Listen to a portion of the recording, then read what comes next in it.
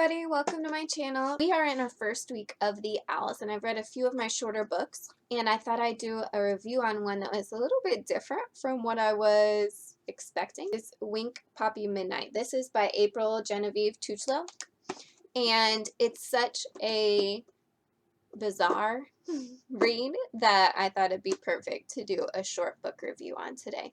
I'm going to start with kind of a general look at it, and then once I get into a few more details, I'll put up a spoiler warning.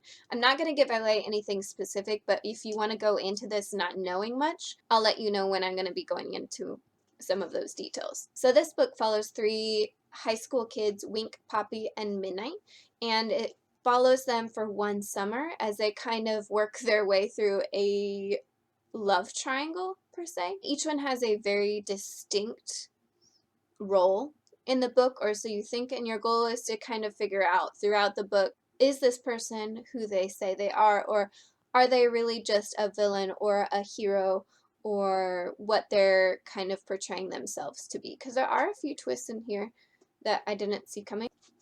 Wink is portrayed as this like hippie, mystical kid who kind of is in charge of a bunch of her siblings. She comes across as a little bit run down. Kids usually stay away from her. She's kind of the weird kid that everybody makes fun of in school.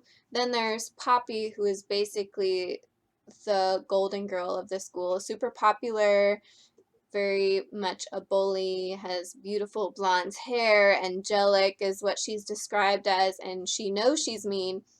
She's okay with it. And then Midnight is caught in between them. Is in love with Poppy, then moves and kind of wants to get away from her because it's not a great relationship at all.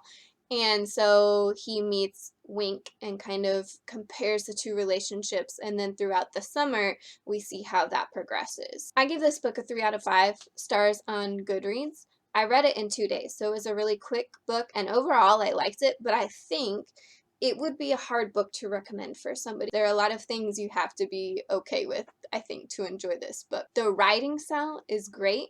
The characters and the plot, not as great. The first thing is that you have to kind of be willing to suspend your belief or just kind of accept that this is the way this book is written if you want to enjoy this, because the characters do not act like high school kids at all. They say things and do things that high school kids just don't do. I never talked like the characters in these books did. I never did the things that they did on either side of the scale, like the peaceful days when he's with Wink and just like up in a hayloft reading a fairy tale to a bunch of her little brothers and sisters. There's Poppy and her clique, and they're all doing just like extreme hazing almost, and it's just very unrealistic as far as characters go. Not only their personalities, but just the way they talk and the things that they do to fill their time. None of it is realistic. So if you can be okay with that and just think, okay, this is how this book is written, you may be able to get over that fact. I was fine with it. It took me a little bit to get used to, but overall, it didn't bother me as much as I think it might some other people. Another thing that you kind of have to be willing to just accept that there is not a lot of plot. It reminded me as a kid when I would write things in a journal and then kind of look back on it a few years later and be like, why did I write this down? This is not worth writing down at all.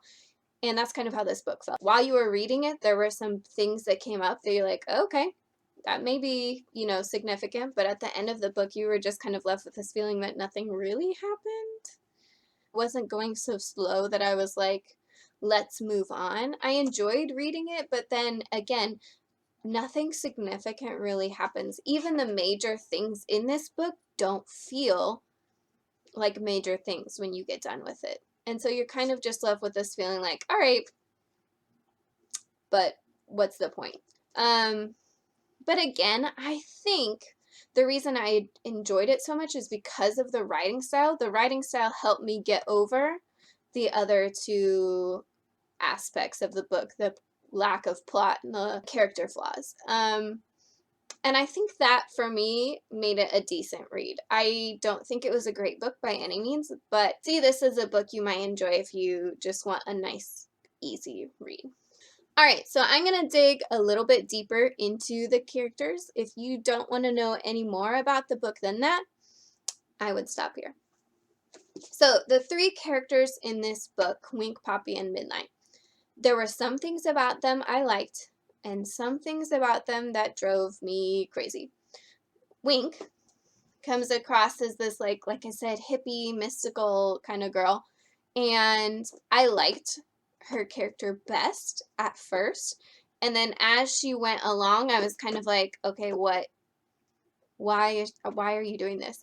This doesn't fit how you were portrayed in the beginning, which I guess was kind of the point. Like, she's supposed to be the kind of like damsel in distress at the beginning of the book, the one that the hero needs to save, because part of the intro is like every story needs a hero, every story needs a villain, and she's kind of that person that the hero is supposed to save, the one that gets bullied and picked on and is weird, and no one really takes time to get to know her. But then as you go, some things happen that you're like, wait. And I just wasn't expecting that. I kind of wanted her character to just kind of stay in that nice, innocent little bubble, and it didn't happen. Then there is Poppy. Poppy is the villain. She knows she's the villain. She comes right out and says it. She is mean, and she knows it. Has this clique of people that she just loves to, like, manipulate. She has Midnight, who she constantly just wraps around her finger because she knows that he loves her. And then she also has two other boys that she keeps, like, going back and forth with and toying with their emotions, and will literally invite the boys over at the same, like, time so that they catch each other and cause drama like that. I'm just like, goodness, this is very extreme for a high school girl. And she has a clique called the Yellows. So there's those two boys that she's playing around with, and then two other girls, which are just very bizarre characters that basically just keep saying the same things as each other. Very strange, very off-putting, but no major reason to be there aside from to fill a clique. And Poppy tries to kind of come around. It didn't work in my mind. That was one of the most disappointing things, was just Poppy's character development. And Midnight. Midnight is probably the most normal character that you're gonna get out of this book, and he just is so wishy-washy. He has no backbone. He just kind of lets everybody walk all over him. Even when he, like, thinks that things are wrong, he's like, should we do this? I guess I'm okay with it. I'm not okay with it, but I'll let it happen. I just wanted him to, at some point, kind of step into his role, and he doesn't. That being said, like, overall, I liked all the characters. They just didn't get to where I wanted them to be by the end of the book. Looking deeper at the plot, there were, like, two major issues for me. The first one is not a major issue, but, like, where are the parents in this book? It's just astounding to me that these three kids have so little parental guidance. So Poppy's parents are, I think, doctors and just away a lot, very wealthy, that kind of like, I'm left alone, so I'll just do what I want in my mansion kind of feel. Midnight's mom moved to Paris, and his dad is just very hands-off. Like, apparently used to have a bunch of rules and then was like, well, you're 16 now, you just make your own rules. I'm gonna stay back here. I think they have like 3 conversations in the whole book. He comes across as a good guy, but just like, he doesn't do anything. He doesn't help at all. He knows something's up, doesn't do anything. And then for Wink, the dad left, I guess. He's not there. And the mom is a fortune teller mystic.